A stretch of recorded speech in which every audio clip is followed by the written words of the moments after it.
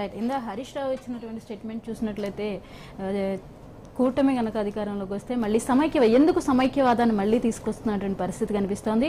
1956 నాటి పరిస్థితులే మళ్ళీ వస్తాయి అంటూ హరీష్ రావు ఇచ్చిన స్టేట్మెంట్ మనకు కనిపిస్తోంది. ఎందువల్ల సమైక్యవాదాన్ని మళ్ళీ తెరపైకి రావడం? రాష్ట్రాలు సెపరేట్ అయిపోయాయి. ఇప్పుడు ఉన్న ఎలక్షన్స్ గురించి మనం మాట్లాడుకోవాలి. సమైక్యవాదము లేకపోతే ప్రత్యేక ఒక కేటగిరీగా మాట్లాడుతున్నటువంటి పరిస్థితి ఎందుకు కనిపిస్తోంది? వ్యవస్థల మీద నమ్మకం లేని వ్యక్తులు చేసే ప్రచారం అండి ఇదంతా. మనమంతా ఇంత ఎడ్యుకేషన్ ఇంత పెద్ద లెవెల్లో భారతీయ దేశం మొత్తం డెవలప్ అయింది, కానీ ఇలా ఆలోచన విధానం, ఆ గడి, వాళ్ళ పరిపాలన, వాళ్ళ సంకుచిత మనస్తత్వం తప్ప. ఇప్పుడు మీరు గమనించండి, 105-100 సీట్లు గెలుస్తా అన్న కేసీఆర్ గారు 5 సంవత్సరాలు నీకు మ్యాండేటరీ నీకు ప్రజలంతా ఇచ్చినప్పుడు 5 సంవత్సరాలు నువ్వు పరిపాలించలేక 9 నెలల ముందే ఎన్నికలకు వెళ్ళి ప్రతిపక్షాలన్నీ ఏకం కావు అని ఏకైక లక్ష్యంతో వాళ్ళందరూ దగ్గర కాలేరు అని నమ్మకంతో నువ్వు ఎన్నికలకు వెళ్ళావు. ఒకసారి చంద్రబాబు అందరూ దగ్గరగా తట్టుకోలేకపోతున్నావు. పక్క రాష్ట్ర ముఖ్యమంత్రి నువ్వు అడుగు పెట్టొద్దనే హక్కు మీకు లేదు. ఫస్ట్ నుంచి స్టార్ట్ చేసుకుంటారు ఒకటి. రెండోది, మీరు ఇప్పుడు రేపు పొద్దున కనుక ఈ జాతీయ రాజకీయాల్లో ఫెడరల్ ఫ్రంట్ పెట్టడంకో పాకిస్తాన్ బంగ్లాదేశ్ కూడా కలిసిపోతాయి అంటాడు రేపు పొద్దున. ఎందుకంటే మొత్తం మనమంతా ఒకటే దేశం కదా ఒకప్పుడు. అవి కూడా కలుస్తాయా? ఎలా కలుస్తాయి అసలు? ఇప్పుడు ఒక రాజ్యాంగం ప్రకారం మనం విభజించామండి. తెలుగు వారిగా అన్నదమ్ములా విడిపోయాము, ప్రాంతాలుగా విడిపోయాము, ఎవరి పరిపాలన వాళ్ళు చేసుకుంటాం స్పష్టంగా. ఇక మీ ఫెయిల్యూర్ చెప్పరు, మీరు ఎందుకు ఫెయిల్ అయ్యారని చెప్పరు, మీరు ఎందుకు చేయలేకపోతారని చెప్పరు. ఇలా వ్యవస్థల మీద నాశనం చేసుకుంటూ మీరు అందులోకి వెళ్ళి మీరు అలా మాట్లాడే ఎంతవరకు నేను సమంజసం?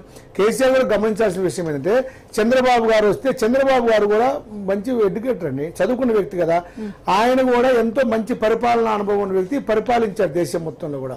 దేశం మొత్తంలో కూడా మంచి ముఖ్యమంత్రిగా పేరు తెచ్చుకున్న వ్యక్తి. ఇప్పుడు 4.5 సంవత్సరాలు నీకెంత పేరుందో 9 సంవత్సరాలు ముఖ్యమంత్రి అంతకంటే మంచి పేరుంది. ఈ రోజు ఇంత అభివృద్ధి చేస్తున్నా కూడా 9 సంవత్సరాలు చంద్రబాబు గారు చేసిన దాన్ని రాజశేఖర రెడ్డి గారు కాంగ్రెస్ ప్రభుత్వం 10 సంవత్సరాలు కంటిన్యూ చేయబట్టి 19 సంవత్సరాల క్రితం బడ్జెట్ 20,000 కోట్లు అండి. ఈరోజు 1,50,000 కోట్లకు వచ్చింది బడ్జెట్. 1,50,000 కోట్లు వచ్చింది కాబట్టి మనం ఇవ్వగలుగుతున్నాం. లేదా ఆ రోజు మీరు గమనించండి, చంద్రబాబు గారు 75 రూపాయలు పింఛన్ ఇచ్చిన అది ఖుషియారు. తర్వాత రాజశేఖర రెడ్డి గారు 200 పింఛన్ చేసిన ఇంకా హ్యాపీ అయ్యారు. తర్వాత కేసీఆర్ గారు 1000 పింఛన్ చేయడం ఇంకా హ్యాపీ అయ్యారు. ఇప్పుడు మేము కాంగ్రెస్ పార్టీ 2,000 పింఛన్ చేస్తామన్నాం.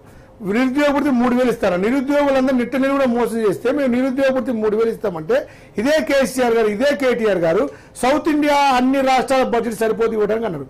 తర్వాత వాళ్ళే 16 రూపాయలు కలిపి వాళ్ళు ఇస్తామని చెప్తున్నారు.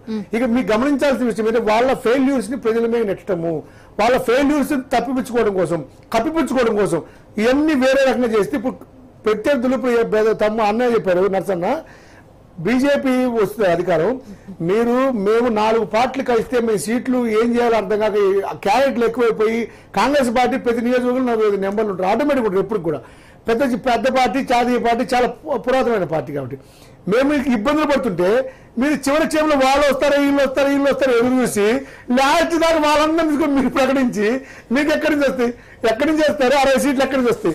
మీరు గమనించండి, మహాకూటమి అధికారంలోకి వస్తుంది. ఇప్పుడు ఈ సర్వేల విషయం వచ్చేటప్పుడు కేసీఆర్ గారు గత 1 year నుంచి, గత సంవత్సర కాలం నుంచి నా పథకాల ప్రజల్లోకి వెళ్ళి బ్రహ్మాండమైన సర్వేలు వస్తున్నాయి, బ్రహ్మాండంగా తీసుకున్నా 100కి 100 గెలుస్తున్నాం, 105 గెలుస్తున్నాం అని చెప్తున్నారు. గెలుస్తున్నా అన్నప్పుడు మీకు భయం ఎందుకు? మీ సర్వేలు నమ్మినప్పుడు వేరే వాళ్ళ సర్వేలు కూడా డెమోక్రసీ సిస్టమ్ నమ్మాలి కదా.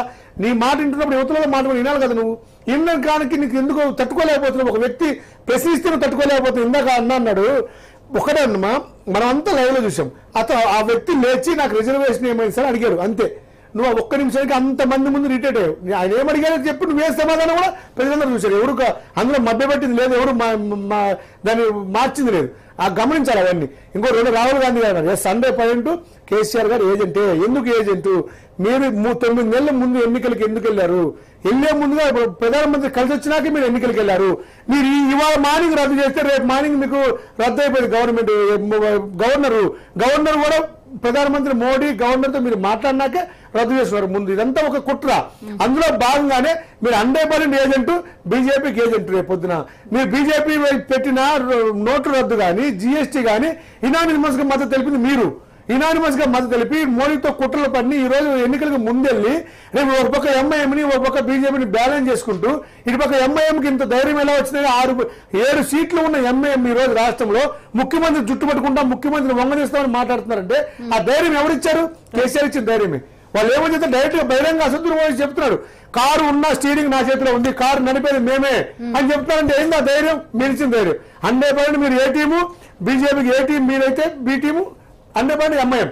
మీ ఇద్దరు కలిపి ఆడుతున్న ప్రజలు మోసం చేస్తారు.